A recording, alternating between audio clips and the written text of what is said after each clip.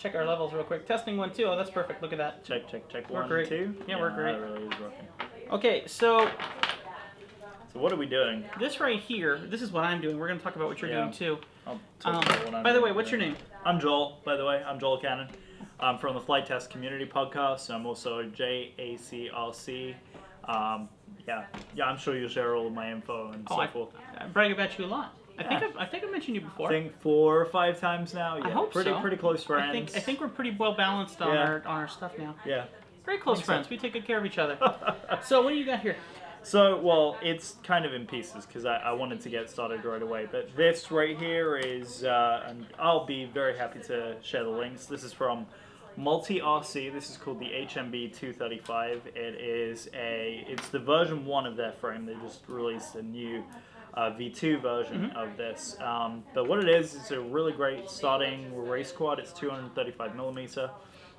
It's an HDPE base, which is a very hard, rigid plastic, but the best thing about it is it bends, so that if you accidentally, say, fly into a brick wall, this thing is going to be able to take that hit, and instead of, damaging a motor or doing any kind of damage to any of your electronics, or, in the unlikely event of breaking carbon fiber, this is going to absorb that impact. And that top plate is also G10. Okay. So this frame is about 6 months old.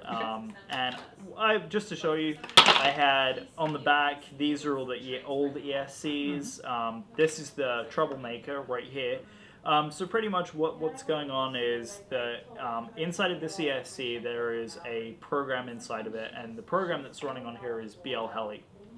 And that particular firmware has some really phenomenal features, and in some of the newer versions it has a feature called braking. And what's going on is this braking feature is not enabling the motor in its position to start up correctly, and it's jerking. It's not cycling through all of the rotations correctly. Correct. And I've tried several other ESCs on this motor and it works fine, so I know it's not the motor that's the issue, it's the ESC that's the problem. And most of the time, whenever you're getting any of those like clicking, or if it's skipping over a cycle, usually that's not the motor that's the trouble, it's the ESC. Sure. Again, what I would always do is troubleshoot from the prop backwards. So check the prop. If the prop's not the issue, then check the motor. Then if the motor's fine, then check the ESC. Last case scenario is the flight controller. Unless you put some serious amperage back through the flight controller, it's not likely that that's going to be the issue. So in this case, it is the ESC that's the problem. So we're switching them out for the equivalents, except these are pre-flashed with Simon K. A little bit different firmware, runs a little bit differently, but instead of these ESCs, which are something called one-shot, which basically means that they program automatically as soon as they're plugged into a flight controller. And really quick, these guys were actually sponsored by Great 3D, my sponsor, who does 3D printed parts for all your different quads and things like that. So this is my Sybil, it's my amazing little quad, and all these little yellow pretty things that are on here are all printed by Great 3D. Make sure you check them out. And I am going to be looking forward to doing some future builds being sponsored by them with those parts. So, very cool machine here. One thing that we're doing here is actually for CheFPV, also known as ATx RC Productions. And basically, he sent me this guy, which is the Eachine 250. And the goal was to first do a flight, see if I could even fly it because I'm a newbie. And then secondly, to take it and try to disassemble it and rebuild it on what would be right here, which I've kind of opened already, the Q250 Totem body, which is a little bit smaller and should make it rather interesting in comparison to the big guy here. So the goal is take apart the big guy and see what I can do with it. So I got time-lapse going on here, so we're going to be zooming through time-lapse like crazy, and then at the same time, if I think of anything interesting to say, or Joel thinks of anything interesting to say, we'll hop back on here on camera, have our little say, and then continue our build as best we can. Hopefully we'll get this done in a night, but who knows? Well, if I mean, I'm here for half of it. If I'm not here for the other half, you know where I went. I kicked him out. Yeah, one or the other. Got a dog to look after. So. If you hear people talking in the background, our wives are hanging out on the other side of the room, having a nice chat, and so don't mind them. Pay attention to us, because it's all about us. Yeah, So we're far more important at the end we of the day are, anyway, yes. isn't that right? No. So. All right, so I'm going to go ahead and start by quickly kind of just pre-assembling the body so I can kind of see what's going on here. These are actually built-in PSBs. I was going to say power distribution. Yeah, you got PDBs. right in there. So it looks like I'm going to actually have to do some pre-wiring to these guys as well. And so these are the legs that Yeah, these go are the on legs this as well. So, okay, so first of all, first thing I can see right off the bat is this is kind of in a spider configuration. This looks like it's in an X configuration. Yeah, so I have to change the configuration. So we're going to have to keep an eye on, especially, I mean, not necessarily anymore because flight controllers are kind of... They can kind of get themselves. Right, and they're getting better about, it doesn't really matter anymore where you have them positioned. I mean, just to show you an example, on the back of the HMB, this is the top plate. So it sits like this, well, like that on top of the quad. Well, my flight controller is upside down and rotated. Right, and you can change all that through the system. Right, exactly. So it's changing. So, but again, it's something that we want to be mindful, especially when we're, depending on the flight controller, with, I'm assuming it's CC3D. That's in there, right? It is Eachine's CC3D, which is kind of different. I actually had some hard time, so it has to keep Libre Pilot on it to work. As much as I'd like to change that, if it really comes down to it, I have several other boards that I can throw on. We'll see what I might need to change out instead of sticking with the original. I'm going to try and use as many of the original parts as humanly possible. Now, seeing that this is a PDB, I'm going to actually go ahead and start disassembling that guy first, because I'm obviously going to have to solder on ESCs directly to this before the arms even go into place. Yep. The other thing I want to decide, which I think you would help me decide, white or red on the front? Okay, well, usually the way that it is, and if anyone wants to correct me, please feel free, because again... Comments below. Yep.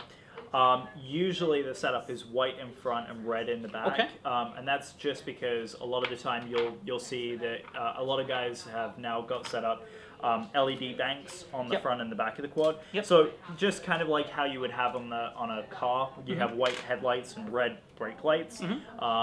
The guys over at what's the name of it? Drone Racing League have the fully built out ones. And they're running a very similar setup for orientation. They do have colors to differentiate who's who. Yeah.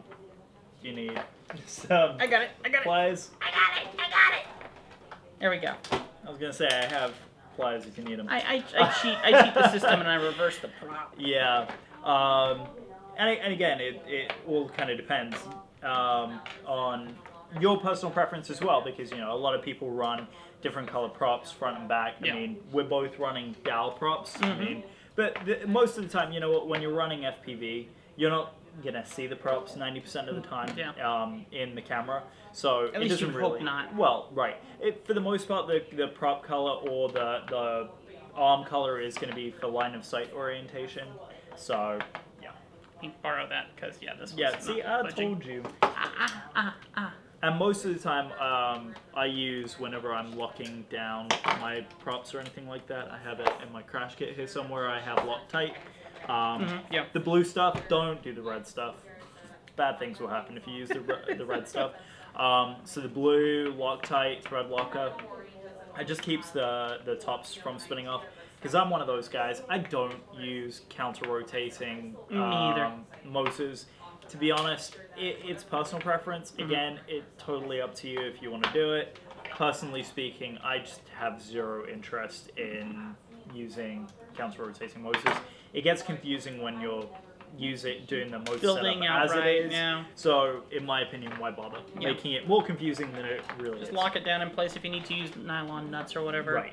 We're going to go right into the time lapse, and so we'll go ahead and cut the camera off here and jump into the disassembly of this, and I hope that you guys enjoy watching him on the side here busting into his, and we'll get this all disassembled and see what I can move over to the totem body.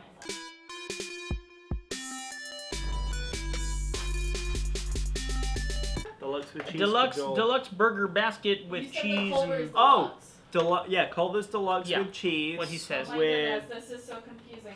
We're gonna get the same thing. Pretty much. So it's pretty easy to figure that out. Advanced ladies or what? No. I need to wet my sponge. What other also options that were root there? beer, that special root beer. You want that value A pack large thing. one. rings or something. No, The you want the large. biggest I Or didn't- sandwich root beer or you can mini bring me, burger, or what? please. You want me to just find something I for was you? just gonna do the Yep. Fair enough. what's Colby- it called? Value Colby baskets. Jack. The biggest Oh, root Colby beer Jack you can Pepper, bring me, okay. please. With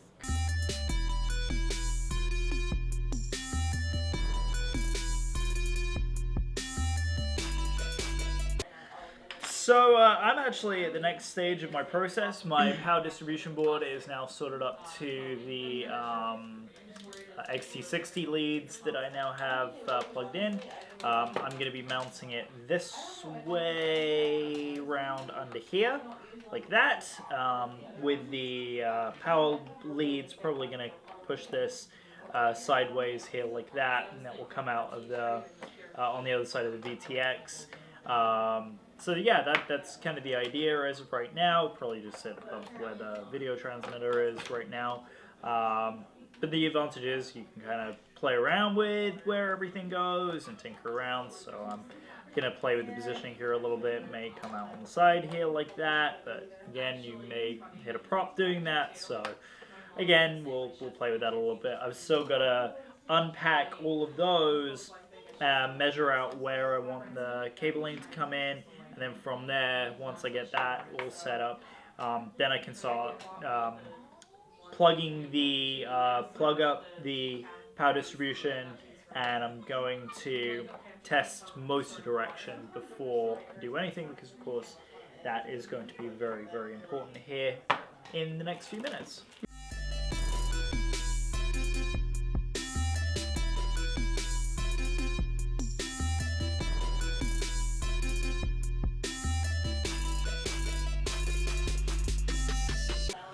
Okay, so what we've learned so far is that the FC that I have here has pre-built-in components and things like that, component cables and things that just are not going to allow me to use this board on my little ship that I'm building right now off of the Totem 250. So, Kind of annoying. very annoying. So what I'm going to do instead is I'm going to do a Naze 32 Rev 6. Yay! Yeah, and I've heard some people say that Rev 6 isn't that great, but it's treated me well. There have been some mixed reviews. Honestly, the main difference between the Rev 5 and the Rev 6 is pin positioning, and also going from the byline breakout like the Rev 5 on my board has. So instead of the single line of pins, there's 2 rows of pins, which you have to kind of solder in like that. Yep. You go to a single line. And then also just slightly different orientation, bigger processor, faster controller, can handle more revolutions. So you can tune the PIDs a little bit tighter on the Rev 6, but you know, people are having issues with things like Betaflight and things like that. But again, you know, Betaflight is still a beta program, so you know, things are going to come up. And I'm not expecting to use things like air mode and stuff like that on this ship per se. So I think you'll be alright for all intensive purposes. I mean, you'll probably run clean Flite and or Betaflight onto it. It's very easy. Betaflight is running on my Naze 32 right now, but I am running a Rev 5, as I said. So.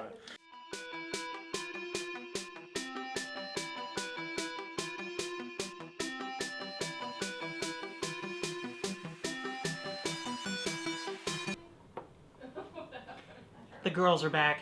Yep. And you know what that means. Colorful commentary. Get your own place then, babe. I really hope the camera caught that. Okay, so we've gotten pretty far on this guy. I've gotten it all disassembled. I'm going to leave the LEDs on the body and just keep this guy for a rainy day. One thing I have noticed, and it's pretty easy to see on these guys, is that the servo connectors have been removed, and these have been directly soldered onto the PDB here on the main circuit. So that means that there is a connector through here, which you saw earlier, that connects into the FC, and sadly that means that customization is much more difficult because these leads are so small on these ESCs coming off of here. So 2 options: one, replace the ESCs with something that does have a servo connector, or if you have extra servo connectors, which I do, then solder those on there with some heat shrink and call it a day.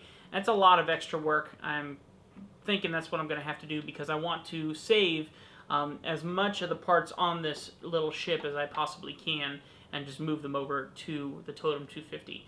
So that in saying that, that's another thing that makes this slightly less customizable. Or if you decide to take it apart, you're going to have a little bit of a build process ahead of you to resolder things and go back through that process all over again.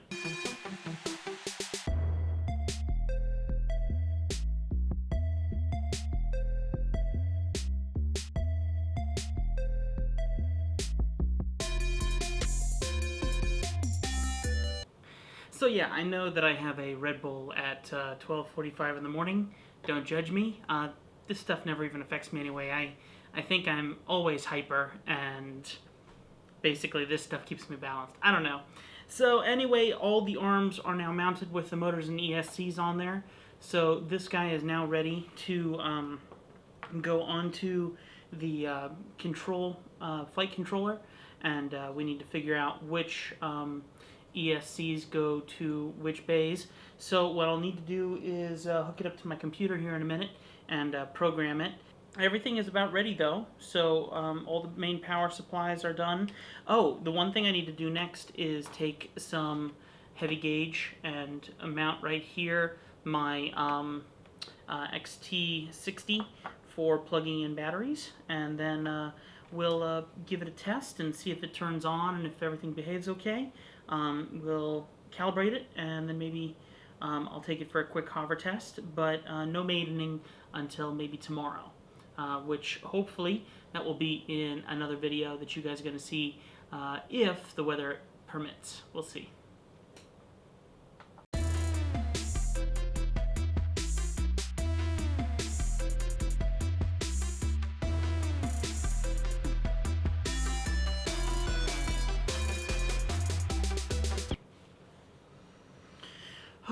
Okay guys, it is about 1:10, 1:15 in the morning.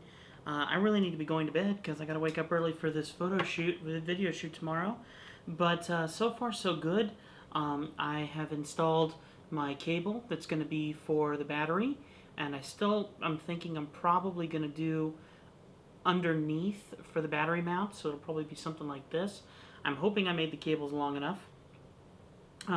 I could also possibly go through the body, but I'm not really sure about that. I'm not feeling that so much. So let's go ahead now, and we got power. If I plugged this in, there's power going to the ESCs and to the motors. So now the main goal is to figure out what channel goes to what motor, and go ahead and hook up the ESC. Oh no, excuse me, the FC.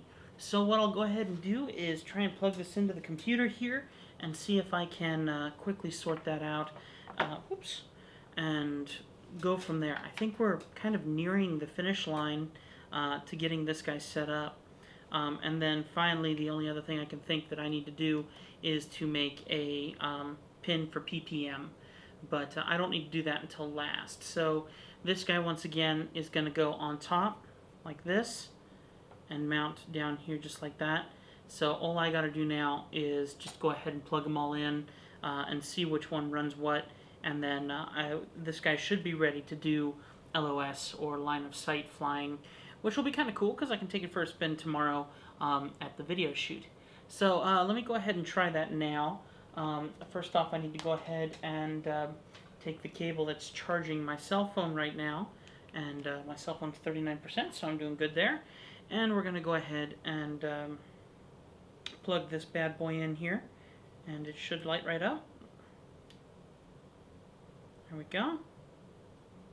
Okay, let's go ahead and open up Clean Flight and see if it's correctly modeled where it's reading the right service. It says connect. I'm going to say connect. Connecting. Leaving CLI. I don't need CLI. So now we are in. You need to upgrade your firmware before you can use the ports tab. So we're going to disconnect. I'm going to go to firmware flasher. I'm going to go to, looking Naze 32, well, Naze board. I'm going to say full chip erase, and we're going to go say load firmware online. Brings down that big sub menu, and flash firmware. So right now it's flashing.